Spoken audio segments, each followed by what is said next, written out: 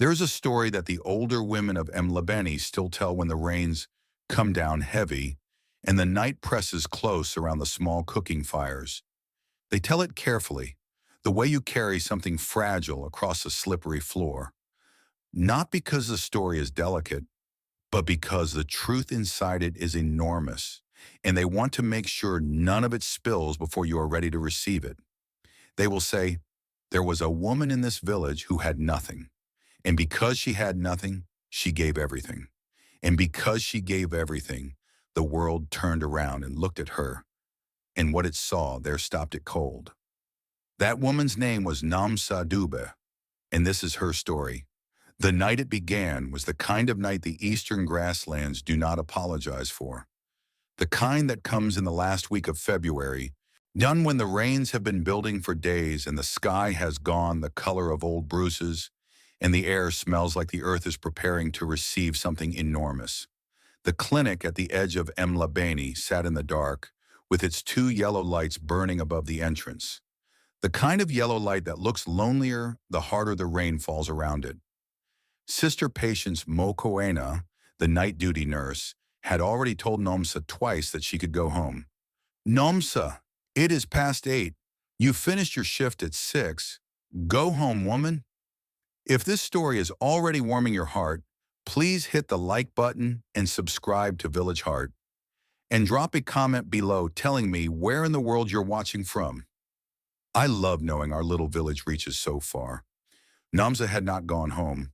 She was still on her knees in the far corridor, wringing out her mop into the gray bucket that was older than some of the nurses she had worked alongside, scrubbing at a stain on the linoleum that had been there for 3 days, and that she had decided, in the quiet and private way that Nomsa decided most things, was not going to be there for a fourth. She was 54 years old. She had cleaned the floors of Emhlabeni Community Clinic for 18 years. She knew every crack in every wall, every light that buzzed slightly before it came on, every cupboard door that needed to be lifted slightly as you opened it so the hinge did not catch. She knew the smell of the place in every season, antiseptic and mop water in the dry months, something greener and heavier when the rains came, and the faint sweetness of the flowering tree outside the children's ward window in October that no one else seemed to notice but her. She knew the clinic the way you know a house you have loved in for a long time. Not with pride of ownership. The clinic was not hers, had never been hers, but with the deep, quiet knowledge of someone who has been its faithful keeper. Someone who arrived every morning before the first patient and left every evening after the last light was checked. Someone whose name the doctors mispronounced for the first year, then said correctly for the next 17, without ever once asking her to sit down. But that was all right. That was the way of things. Nomsa had made her peace with the way of things a long time ago. She wrung out the mop again. The stain was fading now, slowly, stubbornly, onto the way stubborn things fade, not all at once, but in stages, giving ground only when it understood it had no choice. Outside, the rain quickened against the windows. You must know something about the village of Emhlabeni to understand what Nomsa Dube meant to it, and what it had given her and taken from her in equal measure.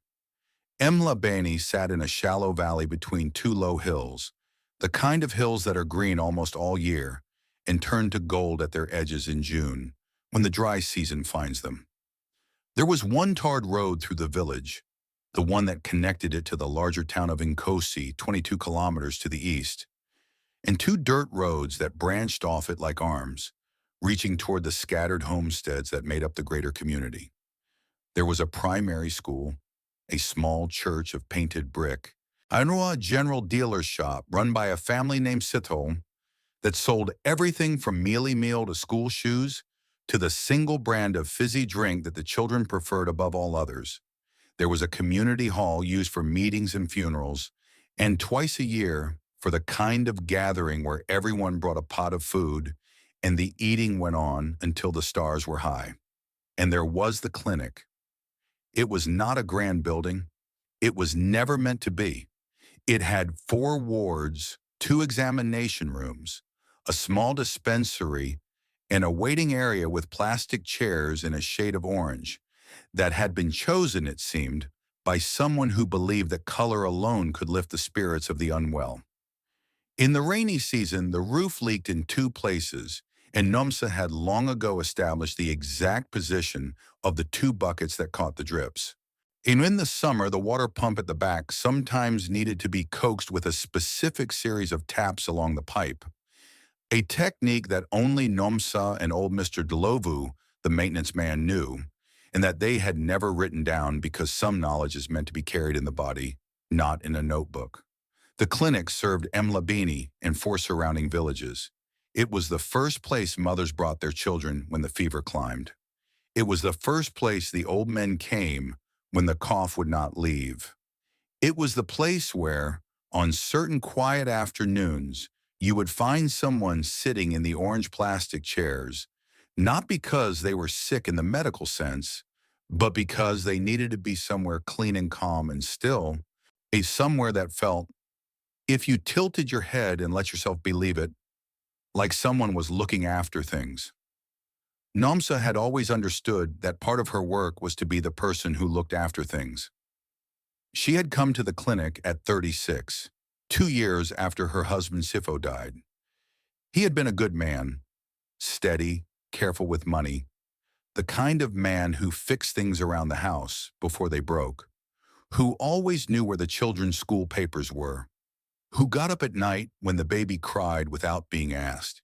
He was gone at 38, a thing in his heart, the doctor said, a thing that had been growing there quietly, unannounced, doing his terrible patient work.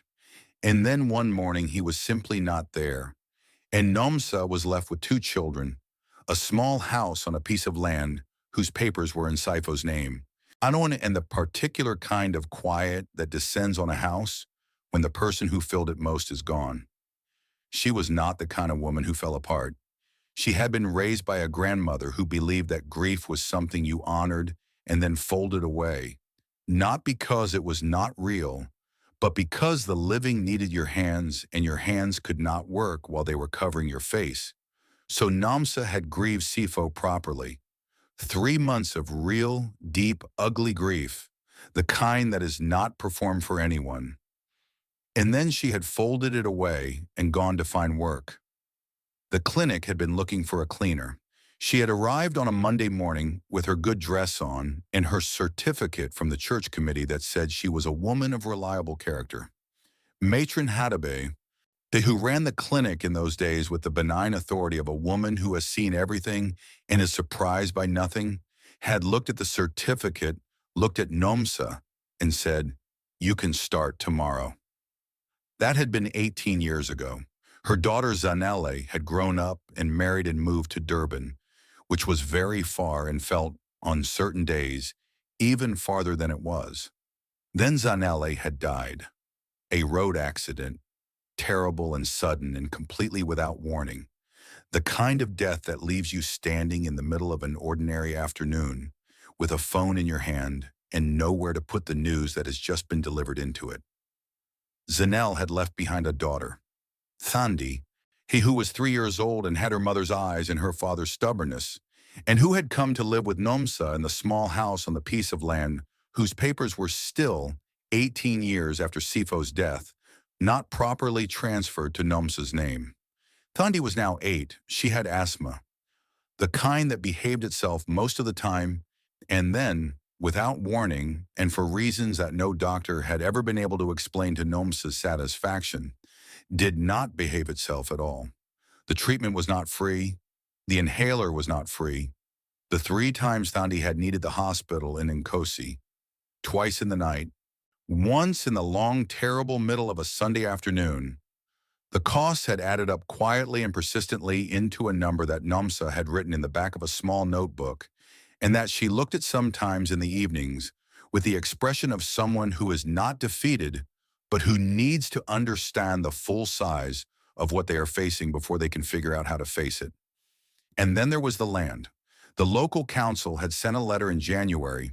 Someone, it said, had been reviewing old land records in the area, and had identified a number of properties whose title documentation was incomplete or had not been properly transferred upon the original owner's death.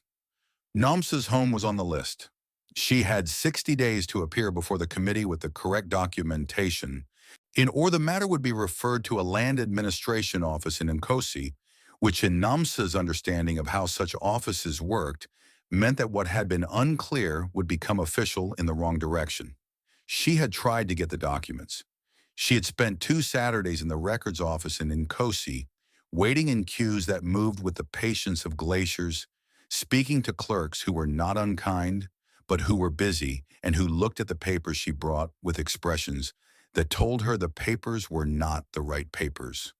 She had been told to come back with additional documentation. She had come back. She had been told to wait for a review. She was waiting. She had not told Thandi any of this. Thandi was 8, and some things belonged to adults alone.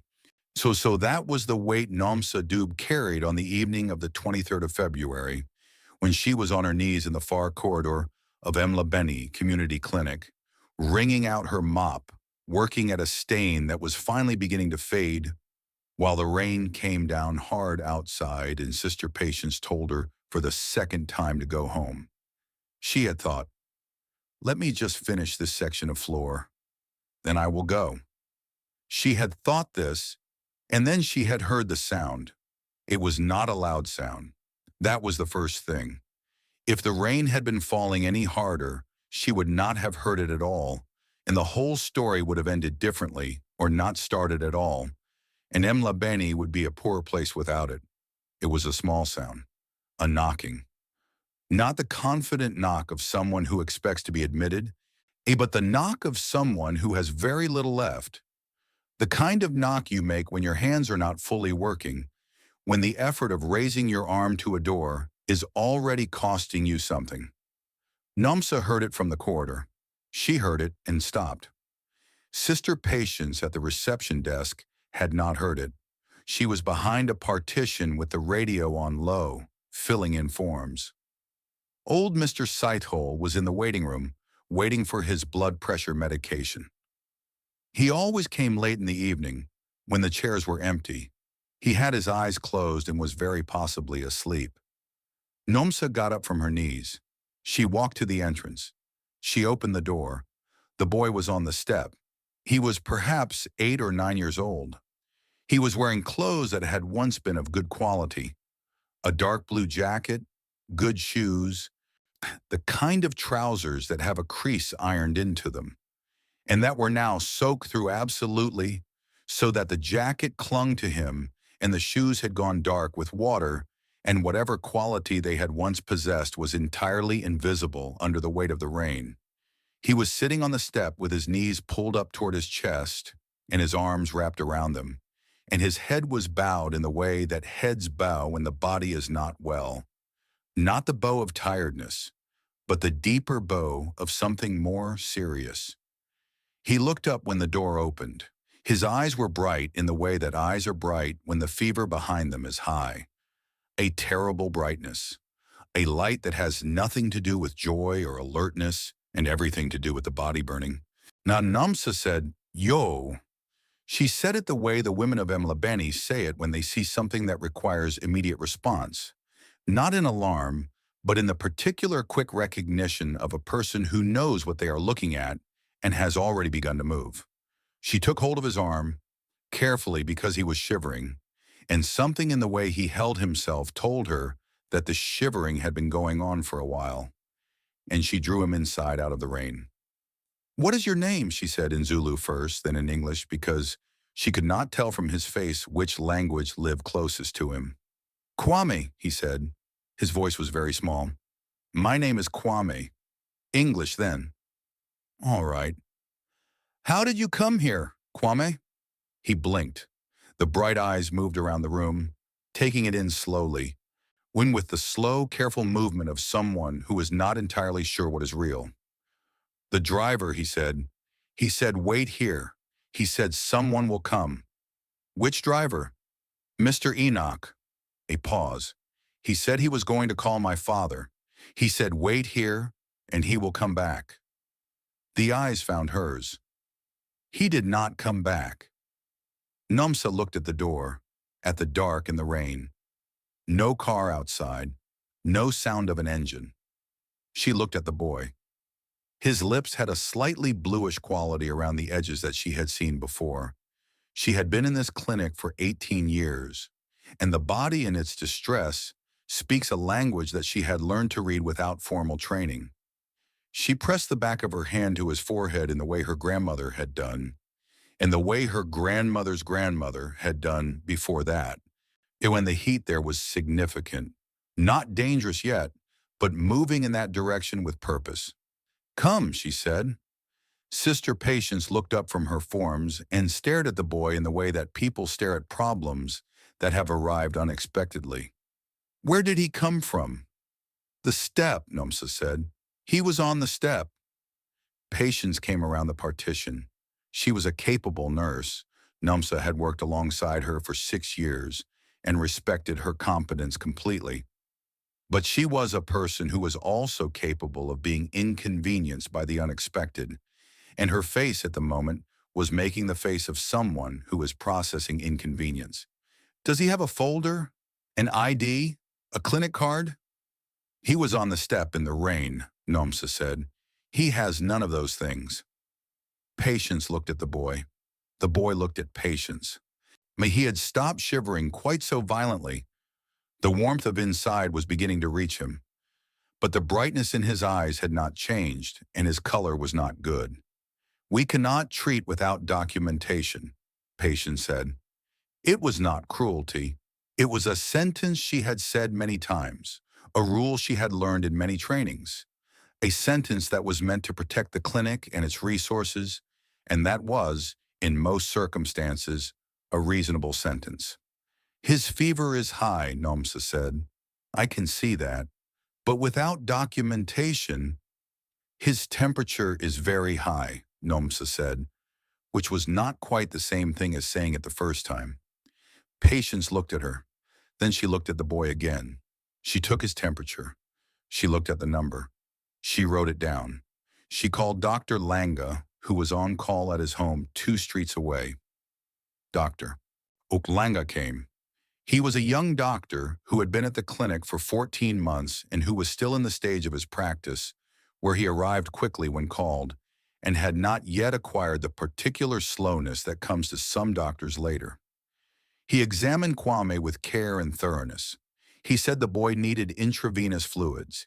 He needed his temperature managed. He needed monitoring through the night.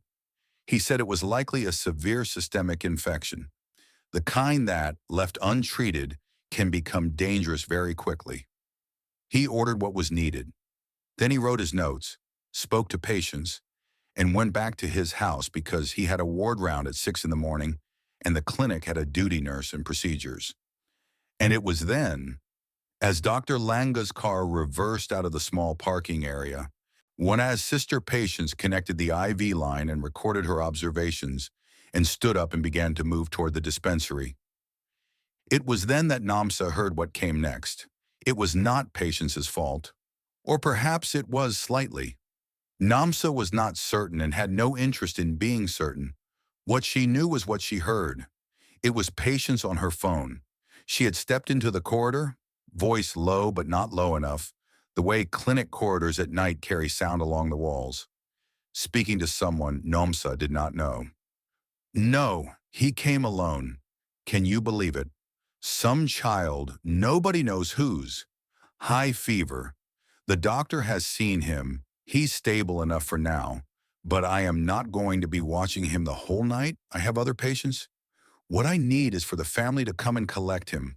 But there is no number. There is nothing." A pause. Exactly. These people drop their children and disappear. Now it is my problem. Nomsa stood in the corridor with her mop in her hands. She thought about the boy's eyes, the terrible brightness in them.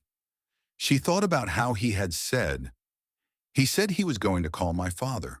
He said, "Wait here." She thought about what it felt like to wait for someone who did not come. She had sat beside Sifo's bed in the hospital in Nkosi, and she had waited, not knowing. and that waiting had shaped something in her that was not fully nameable, but that she carried in her chest to this day.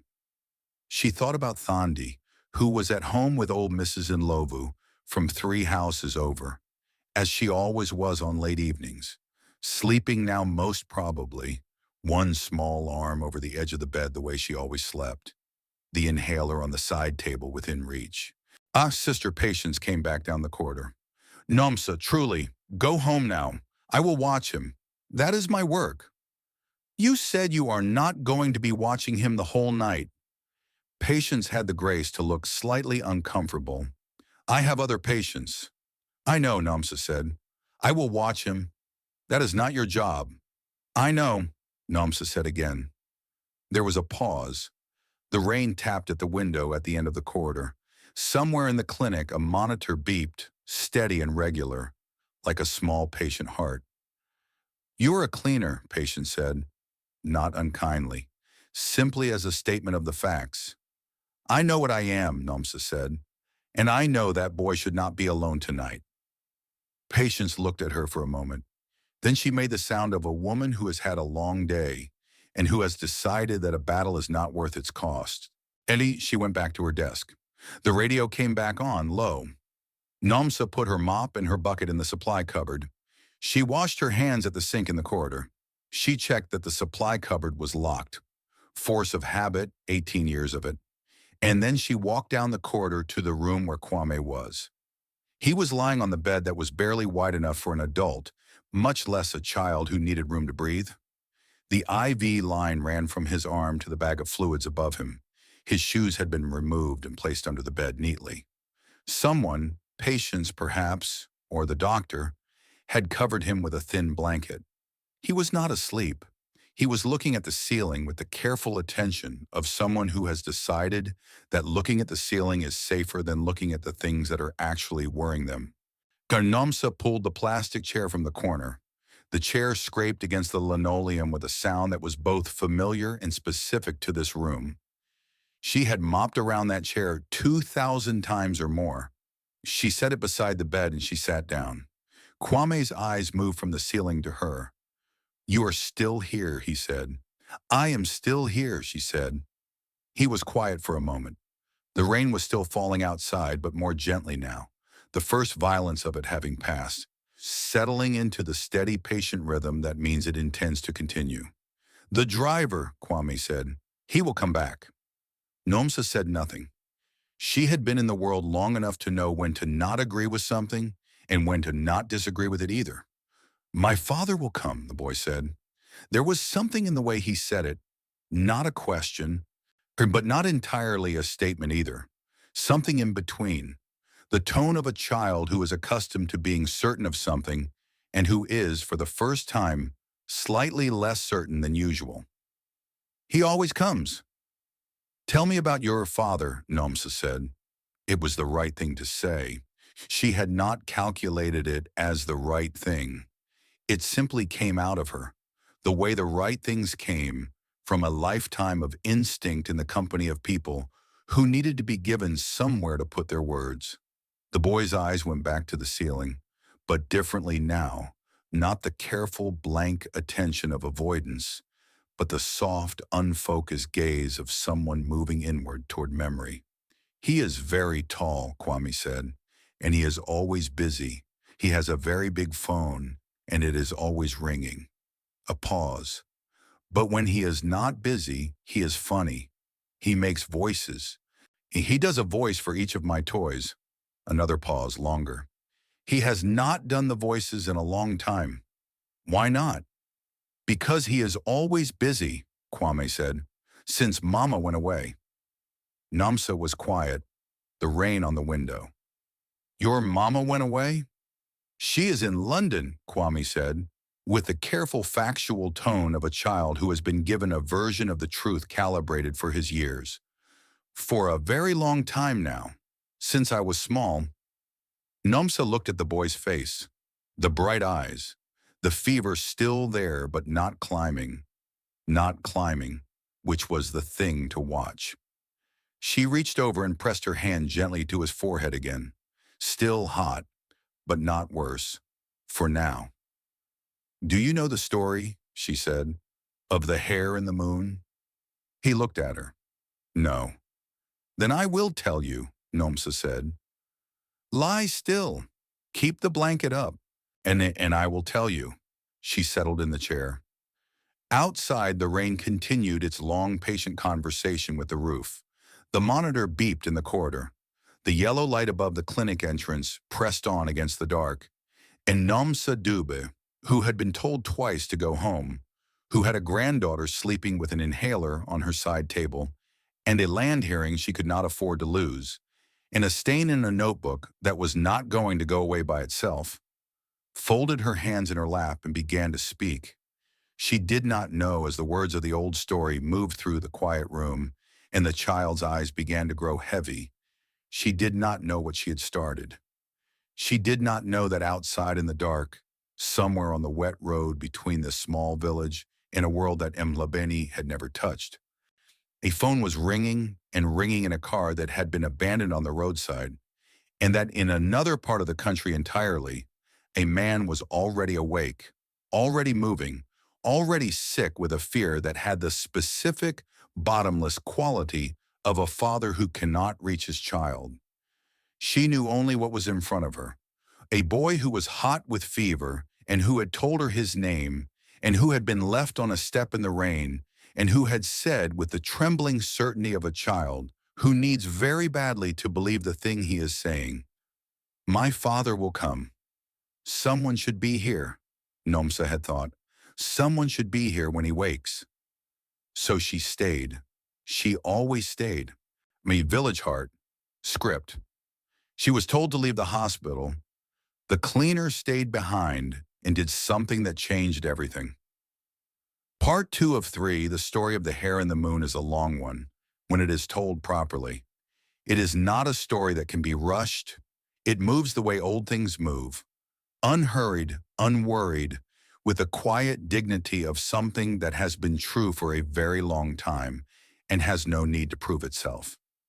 Nomsa's grandmother had told it to her the same way on a night almost 50 years ago when the power had gone out in the village and the two of them had sat by a single candle, and the story had been the candle, the thing that made the darkness feel less like an absence and more like a presence. Like the night was leaning in to listen.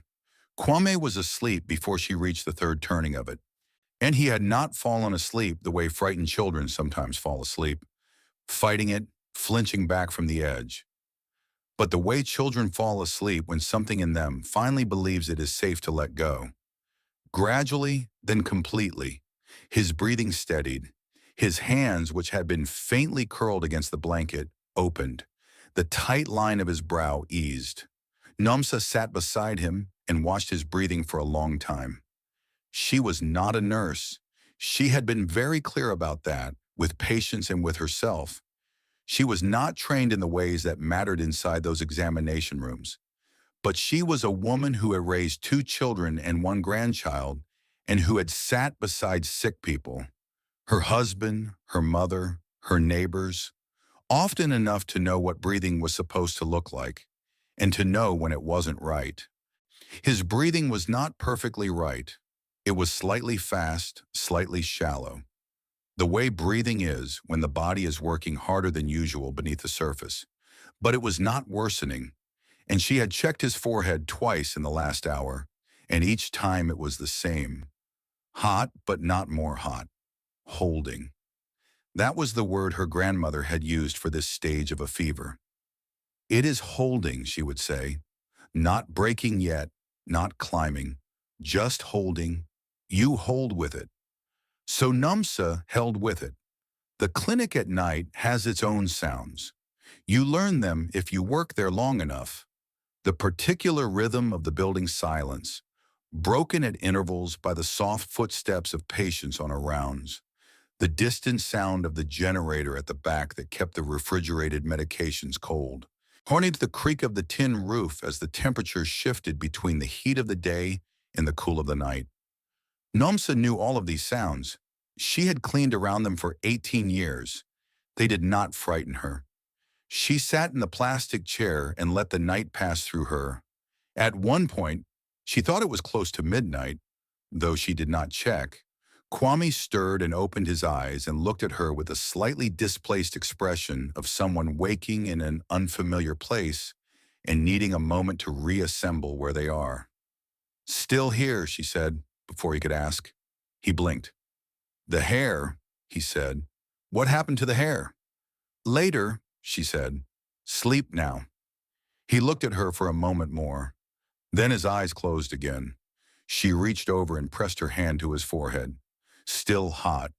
But something had shifted very slightly in the quality of the heat. It was perhaps a fraction less than before. She was not certain. It was the kind of difference that cannot be measured with anything except the back of a hand that has felt many fevers.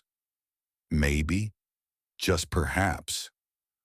Around 2 in the morning, in the deep, still middle of the night when even the rain had quieted to almost nothing, he woke again, and this time he was more present.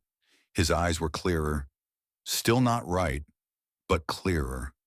The brightness of fever slightly dimmed, like a flame with a little less air reaching it. "Are you a doctor?" he asked. "No," she said. "A nurse?" "No."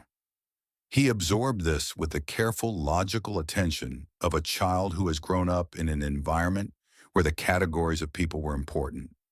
"Then what are you?" "I clean the clinic," she said. And he looked at the mop and the gray bucket, which she had brought back to the doorway after all. Not because she intended to clean anything more tonight, but because leaving them in the supply cupboard had felt like a surrender of something she couldn't name.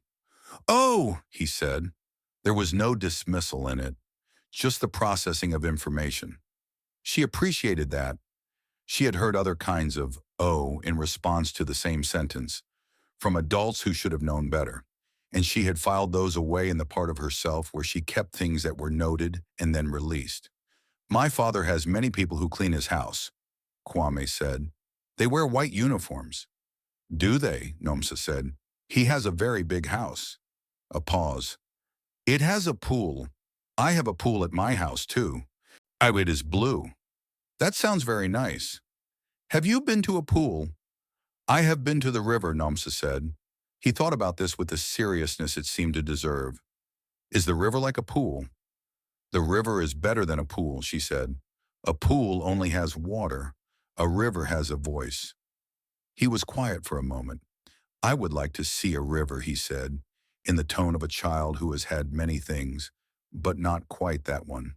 "Maybe one day," she said. He turned slightly carefully, adjusting himself on the narrow bed. His eyes moved around the room. The IV bag above him, the bare wall, the small high window showing nothing but the dark and a faint glow where the clinic light caught the rain on the glass. "My father is very famous," he said, "in Ghana and also in South Africa, also in other places." He said it simply, honor the way children say factual things without boast and without apology. "Everyone knows who he is." "What is his name?" "Mr. Adeyemi," Kwame said. "Kofi Adeyemi." The name meant nothing to Nomsa. She filed it away. "He will find me," Kwame said. And this time, the statement had a different quality than it had had when he first said it. Not the trembling certainty of a frightened child who needs to believe, but something quieter, something more considered, as if he had spent the hours since he last said it examining the statement from different angles and had arrived, after that examination, at the same conclusion. "He always finds me." "I believe you," Nomsa said, and she did. She did not know why. She had nothing to base it on except the way this boy spoke of his father, when the particular confidence in his voice that belongs to children who have been, in some deep and foundational way, not let down. She had heard the other kind, the careful flatness of children who have learned not to count on things, and this was not that. "Then rest until he comes," she said. "I am here." He looked at her for a moment, with eyes that were tired and still too bright, but that held in that moment something Nomsa recognized from all her years of watching people in this room, the expression of someone deciding to trust. He closed his eyes. She did not sleep. She had never been a person who could sleep in a chair. Her back would not allow it, and even if her back had allowed it, she would not have permitted herself. She sat and watched and checked and sat again. When and the long middle of the night passed the way long middles of nights pass when you are keeping watch. Slowly but not unpleasantly, the hours moving with the particular quiet dignity of time that is being used for something that matters. She thought about Thandi sleeping at Mrs. Ndlovu's. She would call in the morning, early. She thought about the hearing at the council office, which was in 3 weeks. She thought about the notebook and the number in the back of it, and she thought about Saifo, who used to say that every problem has a door, and every door has a key, and the only question was whether you were willing to look long enough to find it. She had always thought this was either very wise or very foolish, depending on the problem, but she had loved him for saying it. At some point before 4 in the morning, Kwame's temperature broke. She felt it before she measured it, felt it in the change in his breathing, which deepened and slowed, and in the way the heat under her hand became something damper, the particular kind of heat that is heat retreating rather than heat advancing. She checked with the thermometer that patients had left on the table. The number was lower, still elevated, not normal, but lower. She sat back in her chair, and for the first time since she had sat down, she let herself exhale completely. Good. If this story has found its way into your heart, make sure to subscribe and turn on notifications so you never miss a new tale from Village Heart. Your support is what keeps the fire burning, and more stories like this one coming your way. She was still in the chair when the morning shift arrived. Sister Precious was 26 years old and had been at the clinic for less than a year, and was, by general assessment, a capable nurse who was working on becoming a confident one. She came through the corridor at 6:30 and stopped in the doorway of Kwame's room and looked at Nomsa with an expression that was equal parts surprise and concern. "Mama Nomsa, have you been here all night?" "Yes," Nomsa said. Precious looked at the boy, then back at her. "Is he all right?" "His fever broke before 4, Nomsa said. "He has been sleeping well since then. His breathing is better." Precious came in properly and checked the monitor, checked the IV bag, placed her hand on Kwame's forehead with the professional certainty of training. She nodded slowly.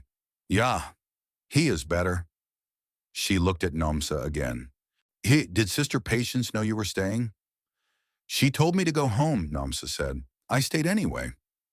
Precious absorbed this carefully, the way young people absorb information about choices made by older people that they are not entirely sure how to categorize.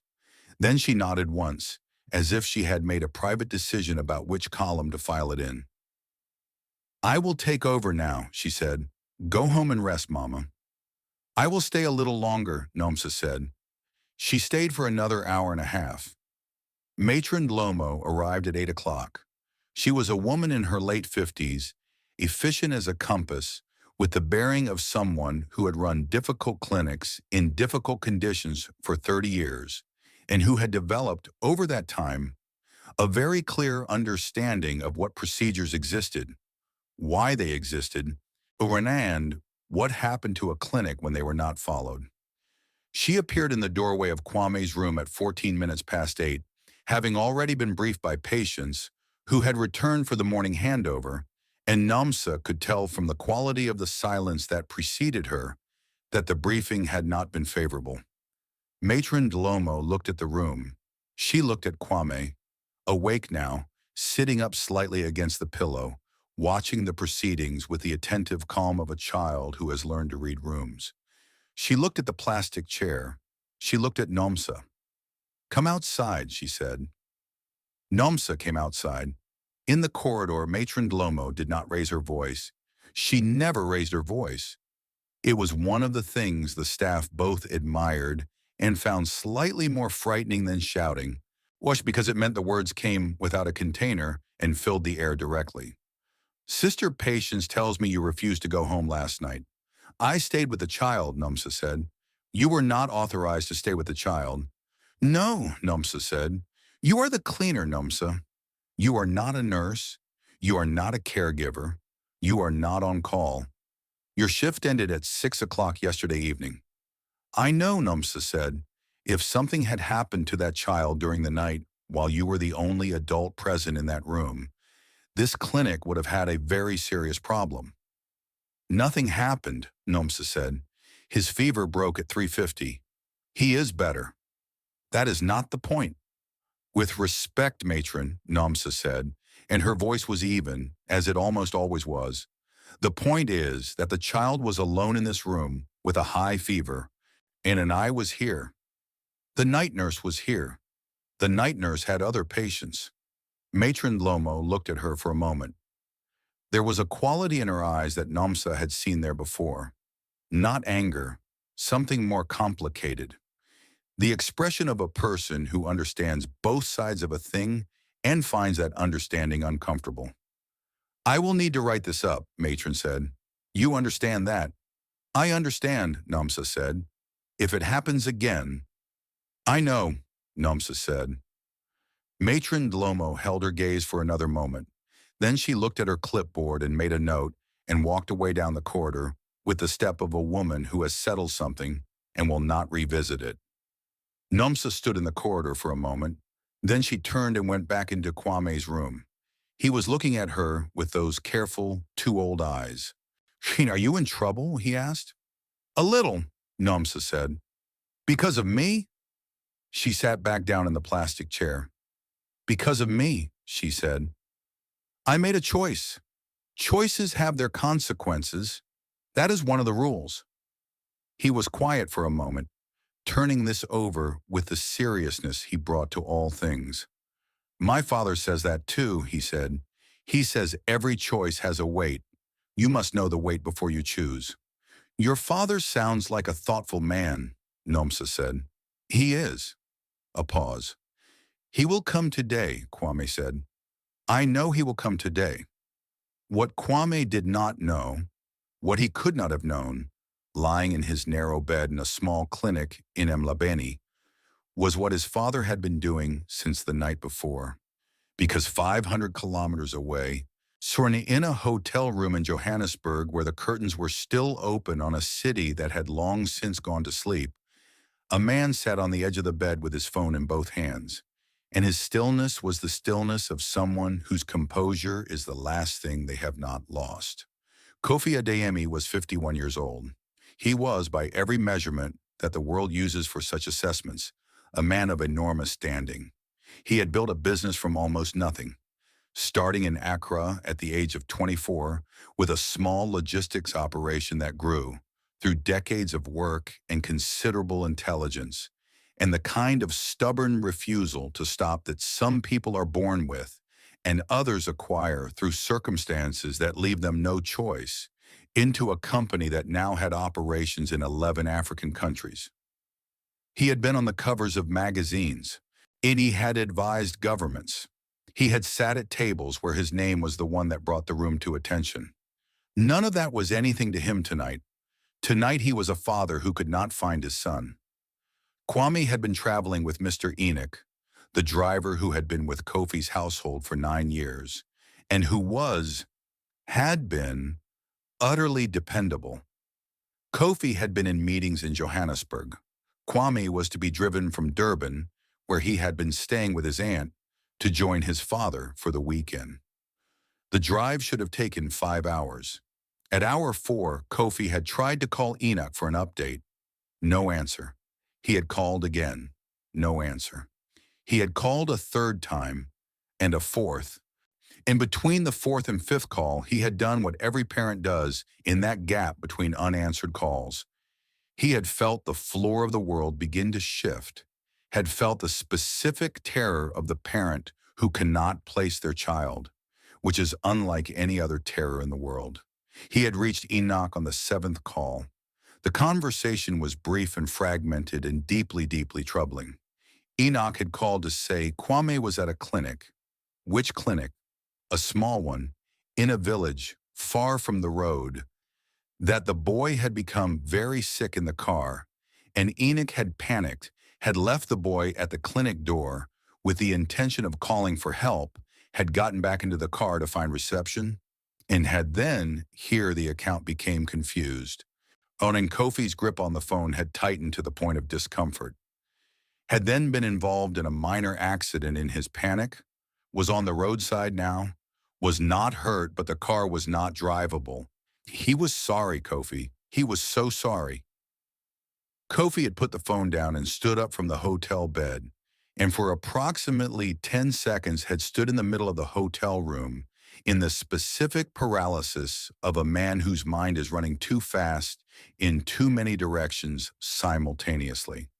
Then he had made 4 phone calls in quick succession to his security team, to his assistant, to the hospital in Nkosi, that his assistant had managed to identify as the nearest major medical facility to where the accident had occurred, and finally to a man he knew who knew the area.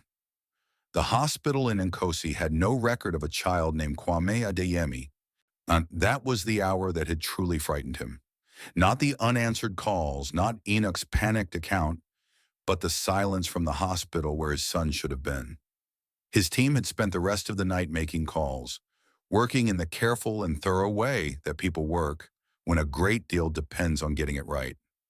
At 2 in the morning, one of them had reached a clinic in a village called Emhlabeni, a small number, barely listed, found through a district health directory that should have been easier to access than it was. And a nurse named Precious, who had only just arrived for her shift, had confirmed, yes, there was a boy named Kwame. He was stable. He had been here since the previous evening. Kofi Adeyemi had sat back on the bed and closed his eyes for one moment, just one. And then he had stood up and said, "Get the car." The car arrived at Emhlabeni Community Clinic at 9:47 in the morning. It was not, in truth, just a car. It was 3 cars. 2 dark ones with black windows that moved with the particular quiet efficiency of vehicles that are taken very seriously, and 1 larger vehicle at the center, and they turned from the main road onto the clinic's small access track and stopped in the parking area in a way that the parking area had never been used before and was clearly not designed for. Nomsa was in the corridor. She heard the cars before she saw them, heard the gravel shift under unfamiliar tires, heard the silence that followed the engine stopping, which was a different kind of silence from the clinic's usual silence. She went to the window at the end of the corridor and looked out. 4 men in dark clothing had stepped out of the 2 outer cars and stood around the larger one in the careful arrangement of people whose job is to stand around cars. Then the central door opened. The man who stepped out was tall. This was the first thing. Not unusually tall, but the kind of tall that registers immediately, that changes the scale of the space around a person. He was wearing clothes that were very good in the way that very good clothes are, not loudly but undeniably in the quality of the cut and the weight of the fabric. As he was a man in his early 50s with close-cut graying hair and the kind of face that has had authority in it for so long that it has become structural. Not performance, just fact. He looked at the clinic building for 1 second. Then he walked toward the entrance. He moved the way people move when they have somewhere to be, and the distance is an obstacle they are solving rather than a journey they are taking. Nomsa moved back from the window. She was standing in the middle of the corridor when he came through the door. He came in quickly, his security close behind him, and the clinic's entrance, which was perfectly adequate for the people it was designed to receive, became immediately and noticeably small. He looked around the reception area with the fast, to absorbing attention of someone who processes rooms quickly and extracts what they need. His eyes found Matron Delomo, who had appeared from her office with the measured speed of a woman who has heard cars arrive and intends to manage the situation. "My son," the man said. His voice was deep and very controlled. Controlled in the way that enormous feeling sometimes becomes controlled, when there is nothing left to contain it with except will. "His name is Kwame. He was brought here last night. I need to see him now, please. Matron Dlomo began to speak, the careful professional preamble about needing to verify and the ward being through. And the man listened to it with the expression of someone who is giving the words their fair weight and has already made the decision that they are not going to slow him down. And then Nomsa, from the middle of the corridor, said, "He is in here." The man's eyes moved to her. They moved with the speed of someone who has been trying to locate something and has just heard the sound that means they are close. She turned and walked back down the corridor. She heard his footsteps behind her. Quick, measured, the footsteps of someone who has spent a long time covering distances between where they are and where they need to be. She stopped at the doorway and stood to the side. Kwame heard the footsteps. Children hear the footsteps of the people they have been waiting for before they can see them. There is something in the body that knows, the way a plant turns toward heat before it consciously reaches for light. He had been sitting up against the pillow, watching the door with the patient, particular attention of someone who has spent the morning telling himself the thing he was waiting for would arrive, and who was, in the last hour, beginning to have to work harder to keep believing it. He heard the footsteps and his whole face changed. The man came through the doorway and stopped. For a moment, a fraction of a moment, barely long enough to name, they simply looked at each other. The tall man in the very good clothes and the boy with the EV line in his arm and the blanket that was slightly too large for him. And in that fraction of a moment, everything that had been held back, the night, the silence, the unanswered calls, the gap between a father and his son that had been too wide and too cold and too long, broke open. And the man crossed the room in 3 steps and knelt beside the bed and put his arms around the boy with the careful urgency of someone who is trying simultaneously to hold something very tight and not break it.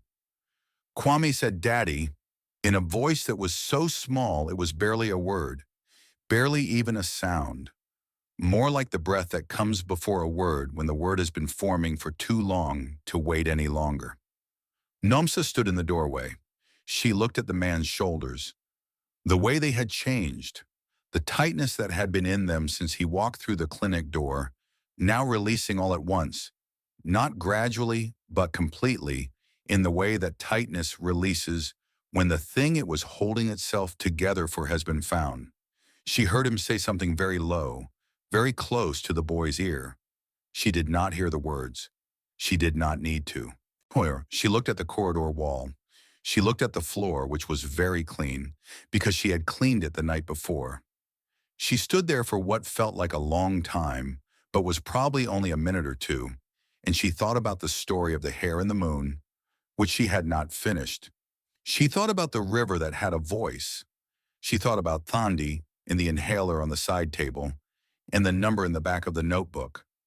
She thought about Sifo, who used to say that every problem has a door, and every door has a key, and the only question was whether you were willing to look long enough to find it. She turned to go back down the corridor. "Wait."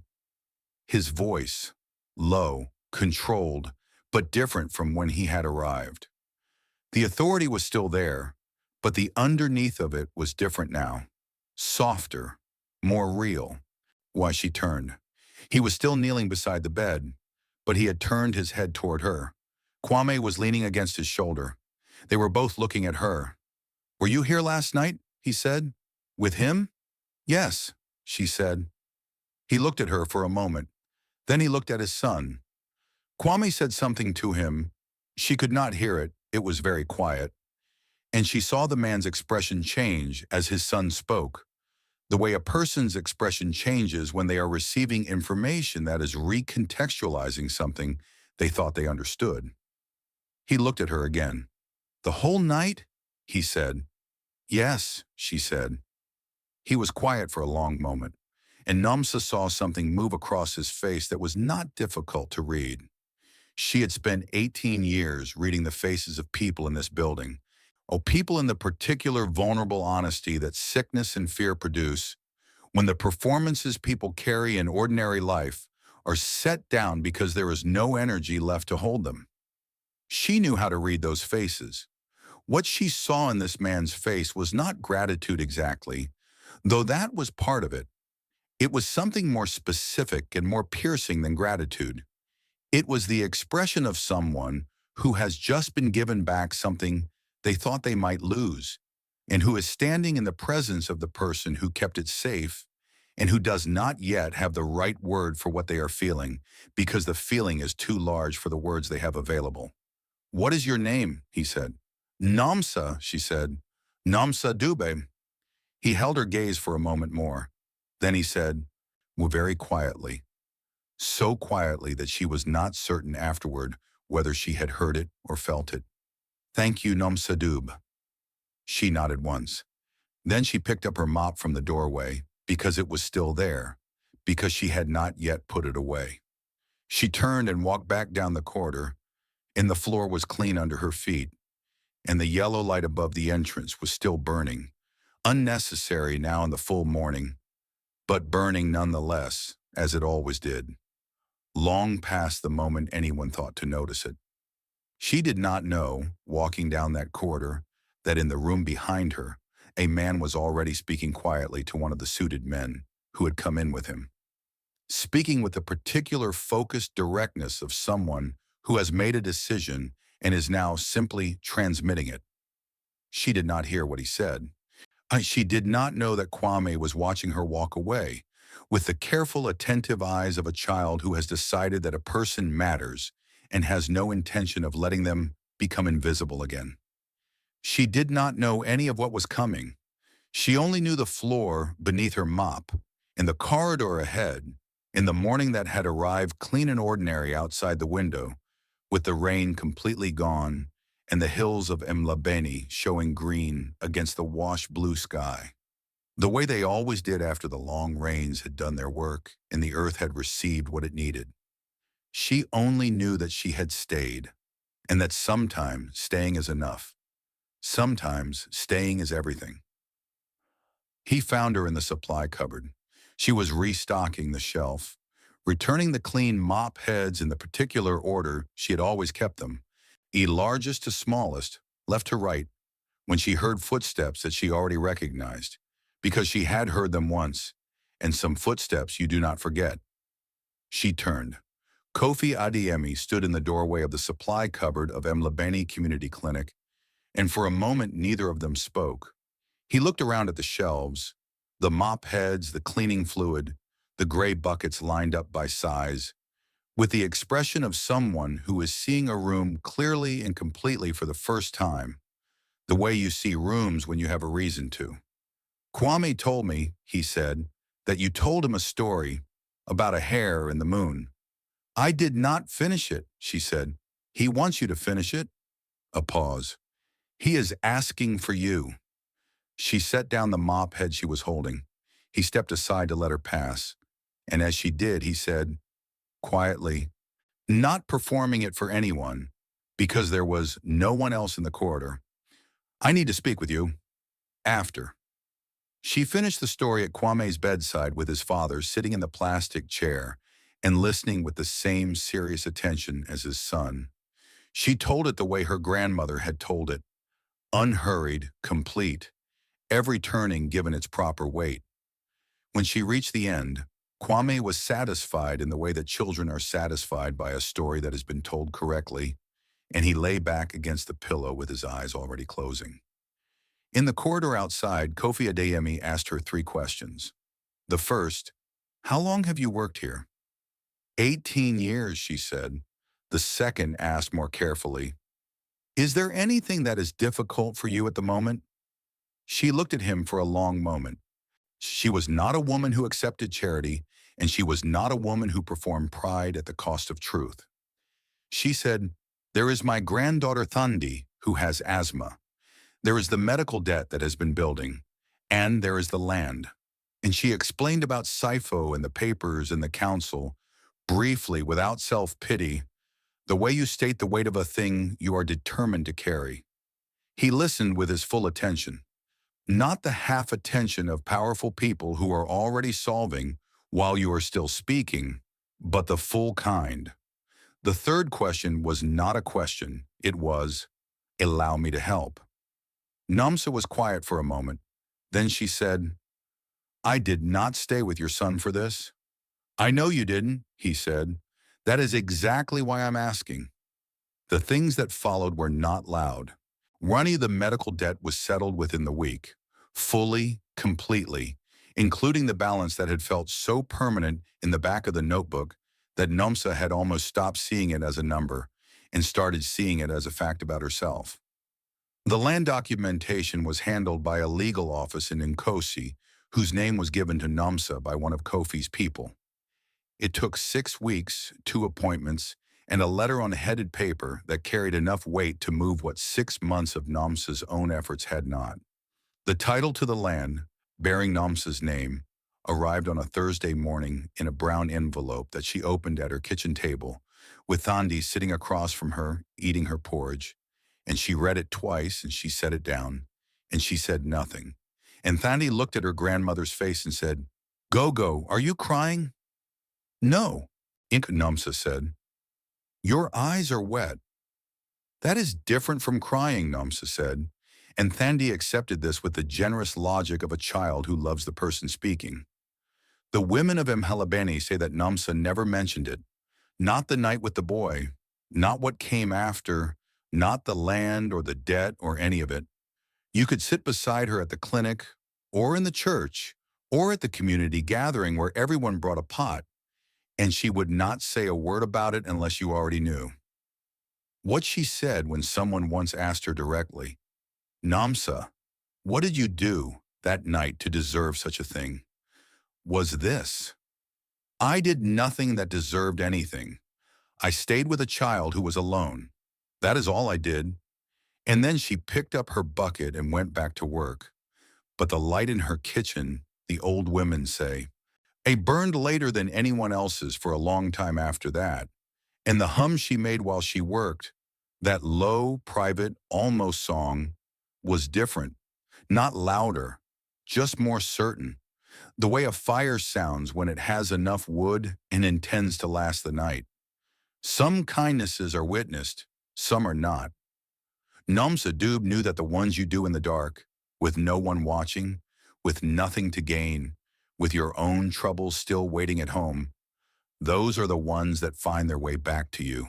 Not always, not quickly, but with a precision that should make us all more careful about what we do in the quiet moments when we think it does not matter. It always matters. A boy on a step in the rain, a woman who stayed, that is the whole of it. That is the whole of everything. Thank you for sitting with this story all the way to the end. If it moved you, I think you'll find a home in the other videos on your screen right now. And if you haven't subscribed yet, come join us. There's always a place by the fire at Village Heart. Until next time.